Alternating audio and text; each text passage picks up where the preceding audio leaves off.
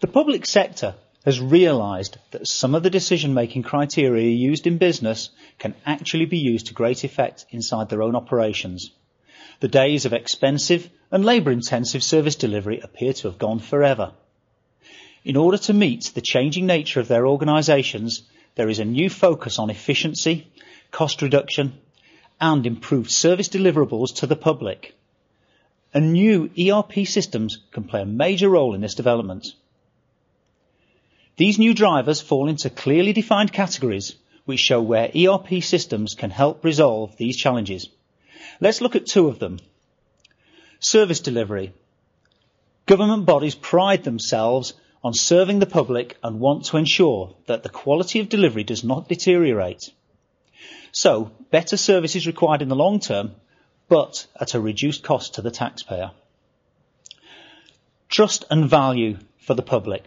Commercial businesses try to maximise the wealth created by all employees, and public bodies can match this approach by comparing their own labour and organisational efficiency. After all, these costs are recovered from the taxpayer, so why shouldn't they see value? Let's start by looking at just how much poor systems can cost. And the pain points are clear to see. Limited cross-agency access. These agencies all serve the public, but are totally uncoordinated, and that means cost, labour, current software licensing, time, internal mail, complaints and much more. Also, inflexible technology. Every modification to systems or policy or service delivery change incurs considerable incremental cost. Now, with ERP solutions, the landscape is transformed. Agencies can see the whole of their stakeholders and provide a consistent service delivery to meet their expectations of their community. Within each of these categories, there are various economic elements that represent real savings for the public body and justify the additional investment spend required to make it happen. So, the typical ROI proof for this would centre around the following economic benefits. Labour saving.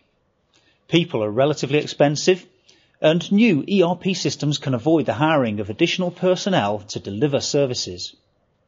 Value the labour saving using the ROI tool, but subtitle this Avoid Future Recruitment by getting commitment to deliver more value from the same amount of resource. Software portfolio consolidation.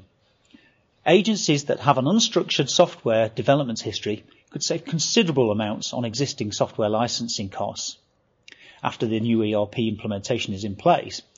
However, these benefits can sometimes only be counted after the first 12 months because many software packages have notice clauses or will be kept for a period to run in parallel with the new systems. Now let's have a look at some time savings for the IT user. Centralised and departmentally consistent stakeholder records allow faster complaint and inquiry management, with hard financial benefits arising from these time savings. Additional soft benefits for the public body being the improved stakeholder satisfaction, and that's keeping the public happy.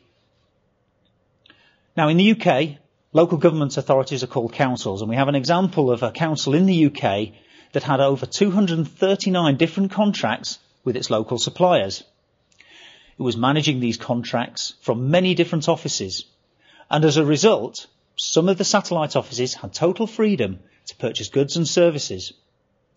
The annual spend by the council amounted to €500 million, of which 130 million was uncontrolled, or bought off contract.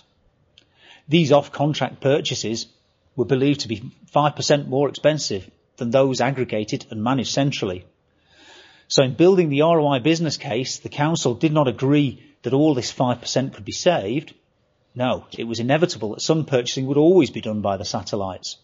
But they did agree that a tiny 1% improvement could be made on this part of the uncontrolled spend. And that's still assuming it's 4% more expensive than the rest of the purchasing. But even still, it's worth over €1 million of savings each year.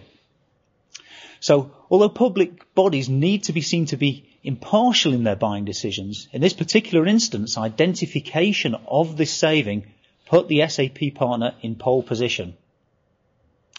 To finish, here is a reminder of the key financial benefits for the public sector.